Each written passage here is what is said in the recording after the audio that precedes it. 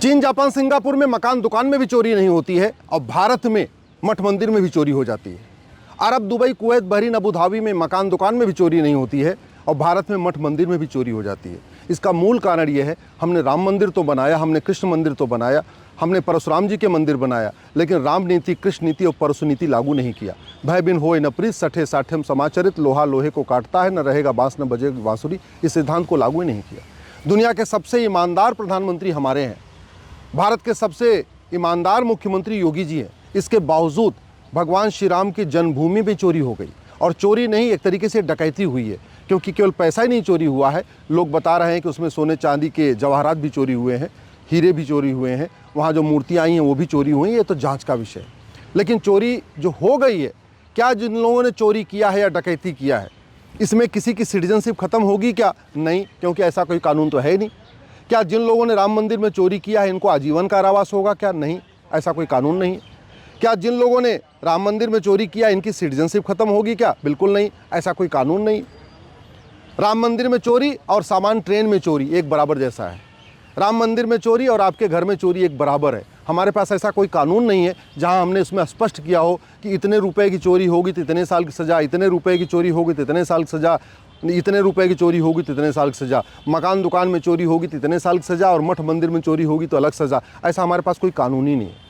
और कानून घटिया होता है तो कितना ही अच्छा मुख्यमंत्री हो, कितना ही अच्छा शासक हो, कितना ही अच्छी सरकार हो, भ्रष्टाचार कम नहीं होता है। दूसरी बात, जब हमारे पास और भी ऐसे हैं विषय, और भी हमारे मंदिर चल रहे हैं सरकार के कंट्रोल में, तो हमने वहाँ की बेस्ट प्रैक्टिस क्यों नहीं अडॉप्ट किया?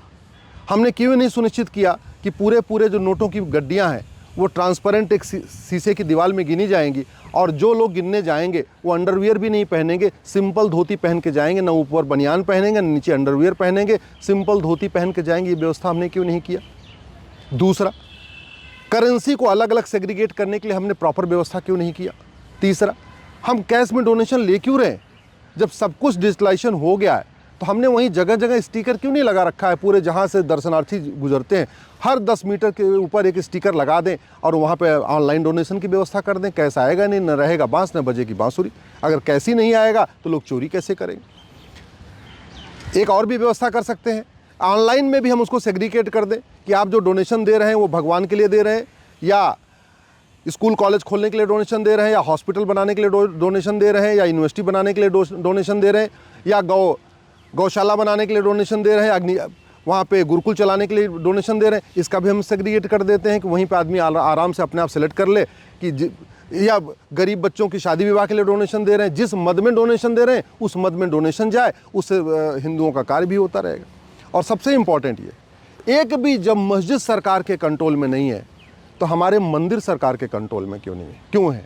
एक भी चर्च सरकार के कंट्रोल में नहीं है तो हमारे हज़ारों मंदिर, लाखों मंदिर सरकार के कंट्रोल में क्यों है? क्या केवल हिंदू ही भ्रष्ट होते हैं? और अगर हिंदू भ्रष्ट होते तो सरकार तो चला रही, तो यहाँ भी भ्रष्टाचार हो गया।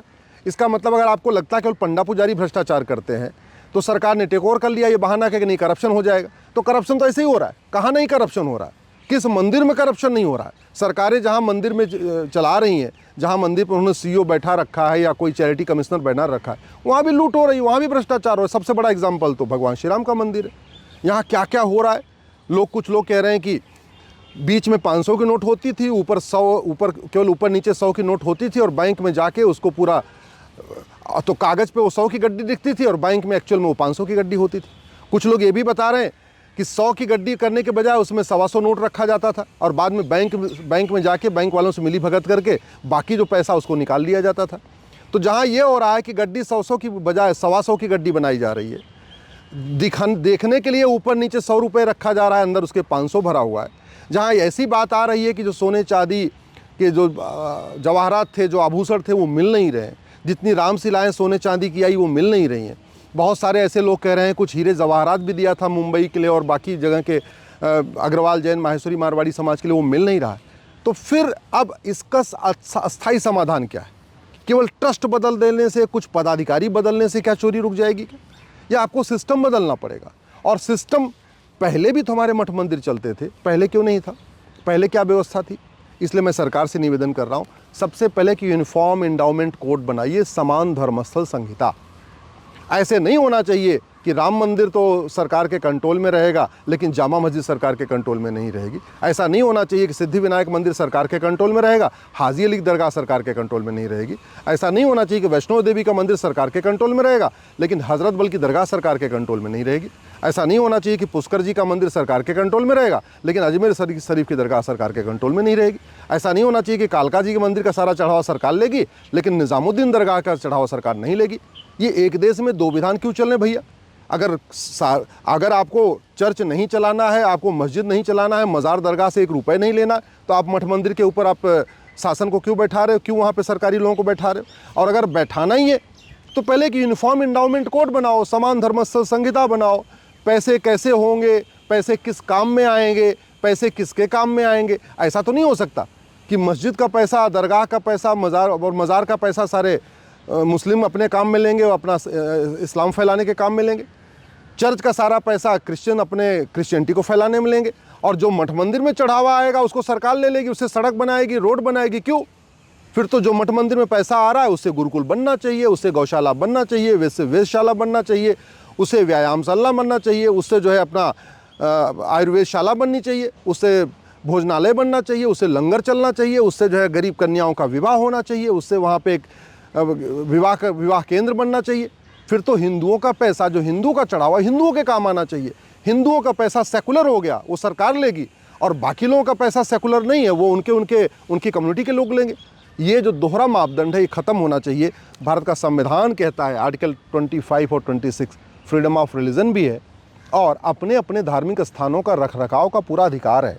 मेरा एक सवाल फिर से रिपीट कर रहा हूँ, जब एक भी मठ मंदिर एक भी मस्जिद सरकार के कंट्रोल में नहीं, एक भी मज़ार सरकार के कंट्रोल में नहीं, एक भी दरगाह सरकार के कंट्रोल में नहीं, एक भी चर्च सरकार के कंट्रोल में नहीं, तो फिर 4 लाख मठ मंदिर सरकार के कंट्रोल में क्यों है?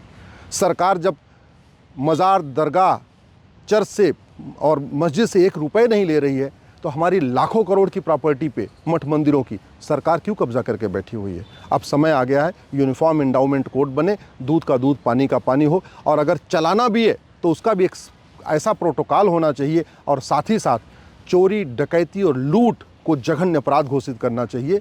चोरी, डकैती, लूट करने वालों की सिटीजनशिप खत्म करना चाहिए। चोरी, डकैती, लूट करने वालों को कम से कम 10 से 20 साल की सज़ा का प्रावधान होना चाहिए, तब जाके ये ठीक होगा। नहीं तो जो धब्बा लगा है राम मंदिर में, जो लूट हुई है ना, आने वाली सदियाँ इसको भूलेंगी नहीं, क्योंकि ये सब रिकॉर्ड पे आ रहा है। इसलिए मैं हाथ जोड़ के निवेदन कर रहा हूँ, नियम कानून बदलिए, सिस्टम बदलिए।